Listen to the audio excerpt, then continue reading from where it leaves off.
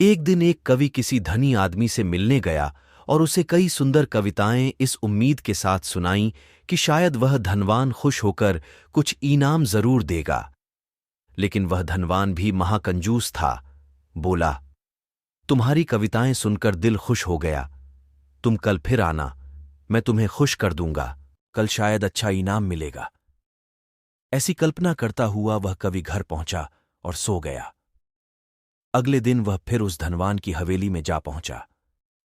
धनवान बोला, सुनो कवि महाशय, जैसे तुमने मुझे अपनी कविताएं सुनाकर खुश किया था, उसी तरह मैं भी तुमको बुलाकर खुश हूं।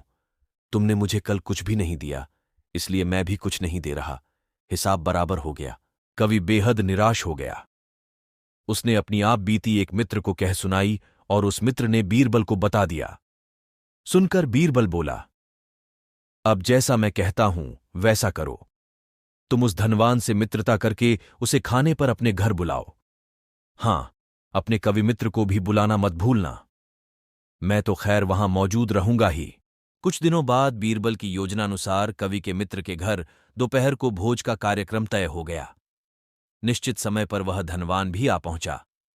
उस समय बीरबल, कवि और कुछ अन्य मित्र बात कर रहे थे। समय गुजरता जा रहा था, लेकिन खाने पीने का कहीं कोई नामो निशान न था। वे लोग पहले की तरह बातचीत में व्यस्त थे। धनवान की बेचैनी बढ़ती जा रही थी। जब उससे रहा न गया तो बोल ही पड़ा, भोजन का समय तो कब का हो चुका, क्या हम यहां खाने पर नहीं आए हैं? खाना? कैसा खाना? बीरबल ने पूछा। धनवान को अब गुस्सा आ गया। क्या मतलब है तुम्हारा? क्या तुमने मुझे यहां खाने पर नहीं बुलाया है? खाने का कोई निमंत्रण नहीं था। बीरबल बोला, ये तो आपको खुश करने के लिए खाने पर बुलाया था। धनवान का पारा 7वें आसमान पर चढ़ गया। क्रोधित स्वर में बोला, यह सब क्या है? इस तरह किसी इज्जतदार आदमी को बेइज्जत करना ठीक है क्या? तुमने मुझसे धोखा किया है।